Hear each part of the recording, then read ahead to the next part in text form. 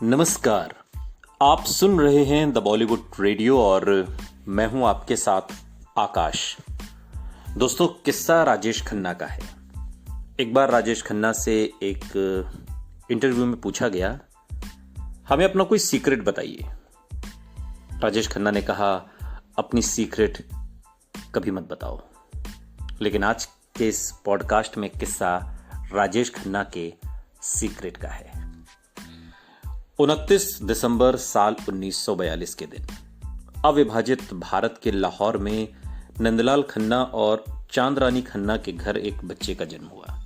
इस लड़के का नाम रखा गया जतिंदर। वो अपने माता पिता की तीसरी संतान और दूसरा बेटा था। खन्ना परिवार को जानने वाले कुछ करीबी लोग बताते हैं कि नंदलाल खन्ना और उनके बड़े भाई चुन्नीलाल खन्ना रेलवे कॉन्ट्रैक्टर थे। इनका काम तो मुख्य रूप से लाहौर में होता था, लेकिन बंबई आना जाना लगा रहता था। जब खबर आई कि स्वाधीनता आंदोलन ने जोर पकड़ लिया है और आज़ादी के बाद हिंदुस्तान का बंटवारा तय है, तो खन्ना परिवार अपना कामकाज समेट कर लाहौर से अमृतसर की गली तिवरिया आ गया। पूरा परिवार। गली तिवरिया में राजेश खन्ना के पुश्तैनी मकान के सामने रहने वाले स्वर्गीय दुनीचंद खन्ना बताते हैं कि राजेश खन्ना का परिवार लाहौर से यहाँ आया था। यहाँ कुछ समय रहने के बाद ये परिवार बंबई चला गया। बाद में उन्होंने ये मकान एक मंदिर की कमेटी को सौंप दिया। यहाँ पर अभी भी एक मंदिर है। मंदिर के पुजारी और उनका पूरा परिवार राजेश खन्ना के इसी पुश्तैनी घर में रहते हैं। गली तिवरिया में रहने वाले वरुण खन्ना बताते हैं कि वो खन्ना परिवार के रिश्तेदार हैं। उनके पिता स्वर्गीय दुनीचंद खन्ना उन्हें राजेश खन्ना के बचपन के किस्से सुनाते थे। उनके मुताबिक गोरे रंग का जतिन बचपन में बेहद खूबसूरत था और जब वो मुस्कुराता था तो उसकी छोटी छोटी आंखें पूरी तरह से बंद हो जाती थीं। इसी गली में रहने वाले राजेश खन्ना के बचपन के दोस्त फकीर चंद शर्मा बताते हैं कि हम साथ साथ इसी गली में क्रिकेट खेलते थे। वो तब भी काफ़ी स्मार्ट था, लेकिन स्टार बनने के बाद वो फिर यहाँ कभी नहीं आया। शर्मा के बेटे सुनील अभी भी राजेश खन्ना के पुश्तैनी मकान के ठीक बगल में रहते हैं। सुनील बताते हैं कि जब कभी भी राजेश खन्ना की कोई फिल्म या गीत टेलीविजन पर दिखता था तो मेरे पिता का चेहरा चमक उठता था। वो साथ में खेले थे। उन्हें हमेशा राजेश खन्ना पर गर्व रहा। बचपन का जो भी समय जतिन ने यहां बिताया वो बेहद खुशहाल बीता। राजेश खन्ना के आखिरी दिनों में तकरीबन एक दशक से ज्यादा समय तक उनके साथ रहे भूपेश रसीन बताते हैं कि देश के बंटवारे के बाद उनके पिता के बड़े भाई चुन्नीलाल खन्ना ने अपना काम बंबई में जमा लिया और वहीं बस गए। चुन्नीलाल और उनकी पत्नी लीलावती खन्ना की कोई संतान नहीं थी, जबकि नंदलाल और चांदरानी के 6 बच्चे थे। सबसे बड़ा भाई नरिंदर खन्ना, उनके बाद बहन चंचल खन्ना और तीसरे नंबर पर जतिन, और फिर 3 बहनें विजय, कमलेश और सबसे छोटी मंजू खन्ना। खन्ना परिवार में आपस में जो भी तय हुआ हो, लेकिन नंदलाल और चांदरानी के छोटे बेटे जतिन को नंदलाल के बड़े भाई चुन्नीलाल और लीलावती खन्ना ने गोद ले लिया। जतिन की जिंदगी में हुए इस अहम बदलाव की सही वजह कभी सामने नहीं आ पाई। उस दौर के पारंपरिक पंजाबी समाज में ऐसी घटनाएं होती थीं। अगर एक भाई की संतान नहीं है तो वो अपने बड़े भाई, बहन या किसी रिश्तेदार की संतान को गोद ले लेता था। आमतौर पर पंजाबी परिवारों में बड़े भाई को अक्सर परिवार के मुखिया का दर्जा दिया जाता है और घर के सभी बच्चों के लिए वो पिता समान होता है। वजह जो भी हो, अपने नए माता पिता के साथ एक नई जिंदगी शुरू करने जतिन बंबई आ गया। लेकिन इस घटना ने उसके अंतर्मन पर क्या असर डाला, जिसका उस पर हमेशा असर रहा और उसे कितनी तकलीफ हुई, इसका अंदाजा शायद किसी को नहीं हुआ। क्या ऐसा हो सकता था कि शुरुआत में उसे समझ ही ना आया हो कि उसके माता पिता अचानक कहाँ गायब हो गए? वो भाई बहन जिनके साथ वो खेला करता था, वो अब नजर क्यों नहीं आते? और काफी वक्त तक वो इन सवालों में उलझा रहा होगा, लेकिन धीरे धीरे उसके जहन में बंबई से अमृतसर के बीच की दूरी बढ़ती गई। ये दूरी इतनी बढ़ी कि फिर शायद यादों का सफर भी मुश्किल हो गया। लाहौर, अमृतसर और बंबई में जो घटनाएं घटीं वो सब खन्ना परिवार के अतीत की तिजोरी में बंद है।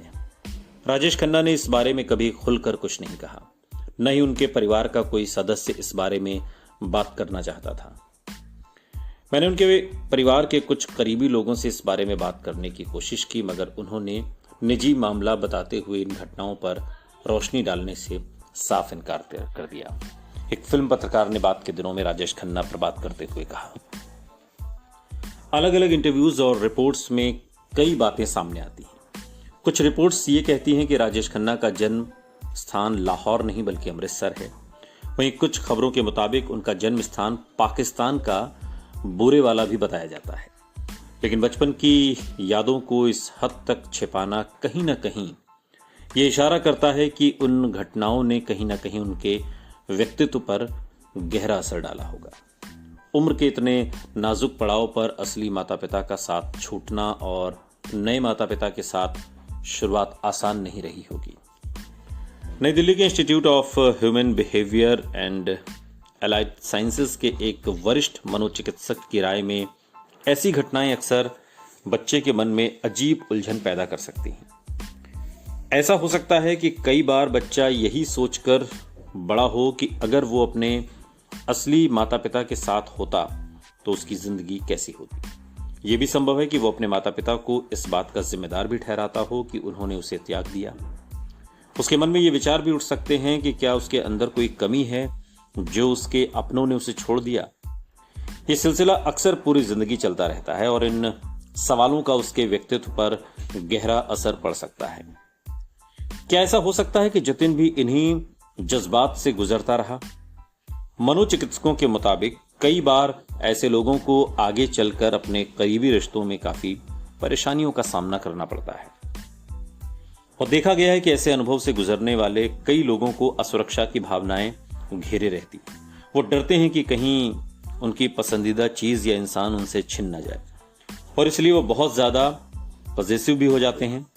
राजेश खन्ना के व्यक्तित्व में इनमें से काफी कुछ झलकता है, लेकिन इसकी वजह बचपन में हुई घटनाएं ही थीं या फिर उनके बाद की जिंदगी के उतार चढ़ाव इसके लिए जिम्मेदार हैं, ये पूरी तरह से साबित करना बहुत मुश्किल है। फिर भी इन पहलुओं को समझने के लिए हमें उनकी जिंदगी के पन्ने पलटने होंगे। और अहम बात यह है कि राजेश खन्ना ने खुद किसी भी इंटरव्यू में कभी अपने असली परिवार का जिक्र तक नहीं किया। वरिष्ठ फिल्म पत्रकार भावना सोमाया को दिए अपने एक पुराने interview A cause of an era में राजेश खन्ना ने बताया कि वो अपने माता पिता की शादी के 18 साल बाद पैदा हुए थे। उनके माता पिता की 3 बेटियां थीं और वो एक बेटा चाहते थे। उनके जन्म से पहले उनकी माँ ने एक हवन भी किया था और यही वजह थी कि उनकी माँ ने उन्हें सभी भाई बहनों से ज्यादा प्यार किया। बचपन की कहानी बयां करती राजेश खन्ना की ये बातें बहुत दिलचस्प, लेकिन राजेश खन्ना की जिंदगी के आखिरी 20 साल में उनके बेहद करीब रहे भूपेश रसीन इन बातों से इत्तेफाक नहीं रखते। मेरे सामने ही भूपेश ने राजेश खन्ना की सगी बहन चंचल खन्ना से इस बारे में बात की। चंचल ने जो बताया वो राजेश खन्ना के बयान से बिल्कुल अलग था। चंचल के मुताबिक वो 6 भाई बहन थे, 2 भाई और 4 बहनें, जिसमें राजेश खन्ना तीसरी संतान थे। उनके माता पिता की पहली संतान भी एक लड़का नरेंद्र खन्ना ही थे। उन्होंने ये भी बताया कि राजेश खन्ना को गोद लेने वाले चुन्नीलाल और लीलावती खन्ना की कोई संतान नहीं थी। साफ जाहिर है कि वो अपने जन्म और भाई बहनों की जो कहानी राजेश खन्ना ने अपने इंटरव्यू में बताई वो उनकी सगी बहन की बताई गई बातों से कतई मेल नहीं खाती। एक इंटरव्यू में राजेश खन्ना की इन बातों को लिखने वाले पत्रकार ने बात के दिनों में इसका खुलासा करते हुए कहा, तो क्या इसकी वजह यह थी कि वो अपनी सुपरस्टार वाली छवि को ध्यान में रखकर अपने बचपन की एक ड्रामाई कहानी सामने रखना चाहते थे, या फिर वजह यह थी कि बचपन की उस घटना को वो अब भी पूरी तरह नकारना चाहते थे? अपने बचपन की जो भी कहानी राजेश खन्ना सुनाते रहे उसमें कभी भी ये साफ नहीं हुआ कि वो अपने कौन से माता पिता का जिक्र कर रहे हैं। वो हमेशा ये बताते रहे कि उनका बचपन बेशुमार खुशियों से भरा था। अपने इंटरव्यू में उन्होंने एक बार पाकिस्तान का जिक्र भी किया। मेरा नामकरण संस्कार कराची के एक छोटे से गांव धपालपुर में हुआ था। वहां हमारे कुलदेवता का मंदिर था आज भी जब मैं प्रार्थना के लिए अपनी आंखें बंद करता हूं तो मुझे महसूस होता है कि मैं उसी मंदिर के भगवान से बात कर रहा हूं। मेरे माता पिता ने मेरा नाम जितेंद्र रखा, लेकिन मुझे कोई भी उस नाम से नहीं पुकारता। घर में मुझे हमेशा काका के नाम से बुलाया जाता था। उत्तर भारत में आमतौर पर घर के सबसे छोटे बच्चे को काका के नाम से बुलाया जाता है, खासकर पंजाबियों में। और अपने इंटरव्यू में वो आगे कहते हैं कि मुझे ऐसा ही एक वाकया याद है जब मेरी माँ नाराज होकर मुझ पर बुरी तरह चीखी थी। मैंने दूध पीने से साफ इनकार कर दिया था। मुझे दूध से नफरत थी और हर रोज मैं दूध से भरे उस गिलास से बचने के तरीके सोचता था। कभी सिरदर्द का बहाना तो कभी पेट दर्द का, लेकिन मेरी माँ सब जानती थी। वो बोली, तुम समझते हो तुम लीलावती को बेवकूफ बना सकते हो। और इतना कहते हुए वो जबरदस्ती दूध से भरा गिलास मुझे पिला देती थी। ये राजेश खन्ना के उन चंद इंटरव्यूज में से एक है जहां उन्होंने अपनी माँ का नाम बताया है। मगर उस माँ का जिस माँ को उन्होंने पाला, माफ कीजिएगा, जिस माँ ने राजेश खन्ना को पाला, ये उनका नाम था। जहां तक उनके असली माता पिता का सवाल है, ना तो राजेश खन्ना ने अपने किसी इंटरव्यू में कभी उनका जिक्र किया और ना ही कोई ऐसी बात कही जिससे उनके अस्तित्व का कोई इशारा मिले। क्या वो अपने अतीत को पूरी तरह साफ कर देना चाहते थे? क्या वाकई जतिन अपने असली माता पिता की यादों को पूरी तरह नकारना चाहते थे? क्या उन्हें इतनी चोट पहुंची थी कि वो सोच बैठे थे कि उनके माता पिता को उनकी नई जिंदगी का हिस्सा बनने का कोई हक नहीं है? हो सकता है कि ये सवाल शायद उन्हें सालों तक परेशान करता रहा कि उनके माता पिता ने उन्हें स्वीकार क्यों नहीं किया। एक दौर में राजेश खन्ना के करीबी रहे सलीम खान बताते हैं कि अगर आप कहें कि राजेश खन्ना को एक लफ्ज में बयां करूं तो वो लफ्ज होगा अनप्रेडिक्टेबल। वो अनप्रेडिक्टेबल और बेइंतहा पॉजिटिव इंसान थे। जरूर कुछ बचपन की प्रॉब्लम्स रही होंगी क्योंकि उनकी positive streak was not normal. ये बातें सलीम खान ने कही थी। ये बात भी सामने आई कि बाद में जतिन के असली माता पिता भी बंबई के चर्च गेट इलाके में रहने लगे थे। यहाँ उनके बड़े भाई नरेंद्र खन्ना कॉलेज थिएटर और नाटकों में सक्रिय हो गए। हालांकि राजेश खन्ना ने कभी इस बात का जिक्र नहीं किया, मगर एक्टिंग का शुरुआती शौक उन्हें अपने भाई से मिला।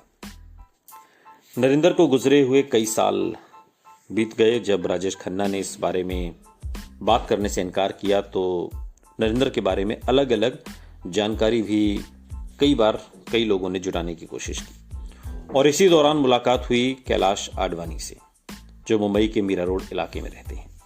70 की उम्र पार कर चुके कैलाश कई साल तक मशहूर निर्माता निर्देशक रामानंद सागर के चीफ असिस्टेंट डायरेक्टर थे और 1989 में राकेश रोशन के साथ इकरार नाम की एक फिल्म भी निर्देशित कर चुके थे। कैलाश नरेंद्र खन्ना के बेहद करीबी दोस्त थे।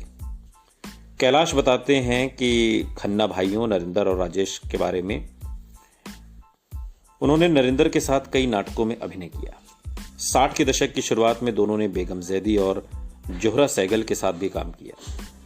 कैलाश ने उन दिनों की तस्वीरों की एक एल्बम संजो कर रखी और इस एल्बम में नरेंद्र खन्ना की कई तस्वीरें हैं जो उन्होंने इस इंटरव्यू के दौरान बांटी भी। और पुराने दिनों को याद करते हुए नरेंद्र बताते हैं कि राजेश खन्ना अक्सर नरेंद्र से मिलते थे और मेरे सामने भी कई बार दोनों की मुलाकात हुई, लेकिन अजीब बात यह थी कि राजेश खन्ना हमेशा नरेंद्र को अपना कजिन बताते थे। मुझे पता था कि दोनों सगे भाई हैं, लेकिन राजेश खन्ना कभी उन्हें किसी से भी अपना सगा भाई कहकर नहीं मिलवाते थे। फिल्म इंडस्ट्री में राजेश खन्ना को जानने वाले कई वरिष्ठ लोग बताते हैं कि राजेश खन्ना से उम्र में बड़े कजिन अक्सर उनसे मिलने सेट्स पर और घर पर आते थे, लेकिन वो कजिन नरेंद्र उनके सगे भाई थे, इस बात की जानकारी बहुत कम लोगों को थी। कई लोग जो जानते भी थे उन्होंने इस पर बात करने से हमेशा मना किया। कैलाश आडवाणी के एल्बम से नरेंद्र खन्ना की शादी की कई तस्वीरें मिलती हैं। उनकी और राजेश खन्ना की शक्ल में काफी समानता है। हैरानी की बात है कि बड़े भाई की शादी की इन तस्वीरों में राजेश खन्ना कहीं नजर नहीं आते। कैलाश बताते हैं कि शादी की सारी रस्मों के दौरान नरेंद्र के साथ ही थे, लेकिन उन्होंने राजेश खन्ना को वहां पर नहीं देखा।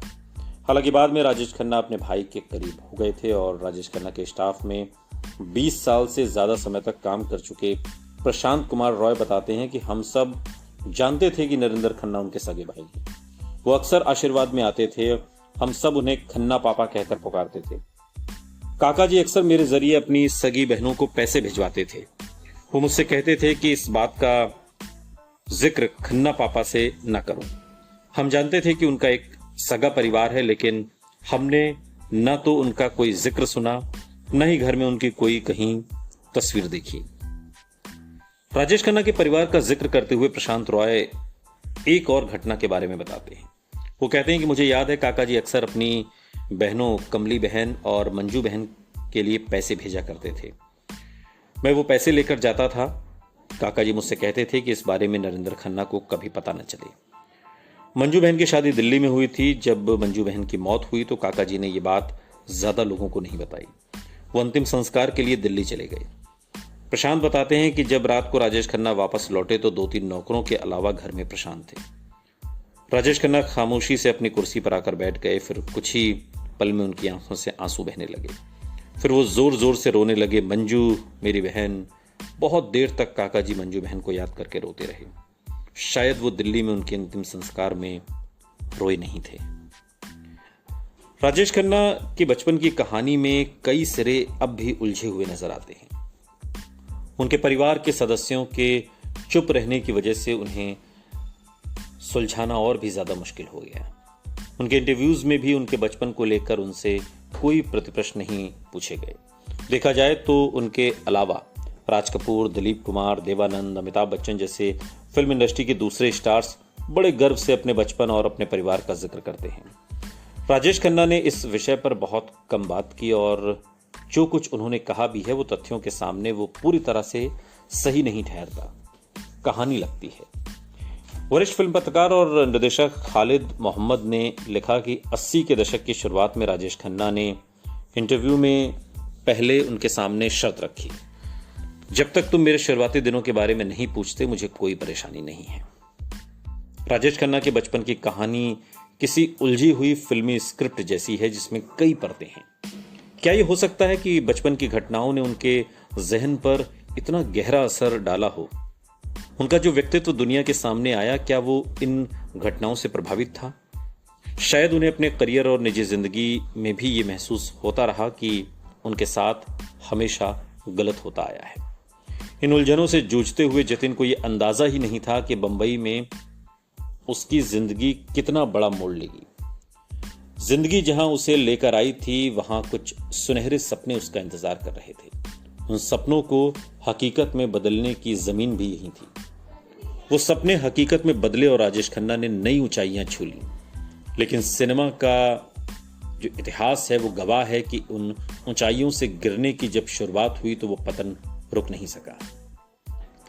दिनेश रहेजा, राजेश खन्ना करीबी, बताते हैं कि मुझे लगता है कि राजेश खन्ना बहुत अच्छे थे जब तक जिंदगी उनके साथ अच्छा सलूक कर रही थी। जब जिंदगी में कड़वाहट आई तो उनका बर्ताव भी बदल गया। क्या ऐसा हो सकता है कि ये कड़वाहट उनके अंदर पहले से छुपी हो और नाकामी के दौरान और मुखर होकर उभर आई हो? क्या ये कहानी पुराने जज्बातों की उथल पुथल की भी थी जो किसी न किसी रूप से बाहर आते रहे? वो जज्बात जिनसे वो शायद कभी पीछा नहीं छुड़ा सके। उनके करीबी रही 2 महिलाओं अंजू महेंद्रू और डिंपल कपाड़िया ने अपने अपने इंटरव्यूज में ये इशारा किया कि राजेश खन्ना बेहद असुरक्षित महसूस करने वाले शख्स थे। भावना सोमाया ने राजेश खन्ना के व्यक्तित्व के इस पहलू के बारे में लिखा कि शायद उनके व्यक्तित्व में ही कुछ ऐसा है जो उनकी जिंदगी में आई महिलाओं को असुरक्षित बना देता है। शायद उनकी असुरक्षा में राजेश खन्ना अपनी सुरक्षा ढूंढते हैं। अंजू और डिंपल ने इस बात का जिक्र किया है कि राजेश खन्ना हर वक्त उनकी पूरी तवज्जो चाहते थे। बात सिर्फ उनकी जिंदगी में आई महिलाओं की ही नहीं थी। अपने करीबी दोस्तों, साथ काम करने वालों, यहां तक कि फैंस से भी कंप्लीट लॉयल्टी चाहते थे राजेश खन्ना। क्या आगे चलकर इन्हीं जज्बात, पॉजिटिवनेस और असुरक्षा की वजह से लोग उनसे दूर होने लगे? वो अकेलेपन के शिकार हो गए? क्या उनके अंदर हमेशा जतिन खन्ना नाम का वो बच्चा छिपा रहा? इन सब सवालों के जवाब शायद अब कभी सामने नहीं आ पाएंगे। अपनी जिंदगी के आखिरी दिनों में राजेश खन्ना ने शायद खुद से सुलह कर ली थी। अपने परिवार और जिंदगी के अहम लोग भी उनके पास लौट आए थे, लेकिन शायद जिंदगी के आखिरी दिनों तक राजेश खन्ना को अपने कम बैक की ख्वाहिश रही, चाहत रही कि उनके फैंस भी वापस लौट आएं। वो फैंस जिन्होंने उन्हें सबसे अमूल्य दीवानगी की हद और बिना शर्त प्यार दिया था। अपने फैंस के प्यार में जतिन खन्ना किसका प्यार तलाश रहे थे? एक बच्चे के लिए किसका प्यार सबसे ज्यादा अमूल्य और बिना शर्त वाला होता है? ये सवाल राजेश खन्ना के लिए हमेशा बना रहा। सुनते रहिए द बॉलीवुड रेडियो, सुनता है सारा इंडिया।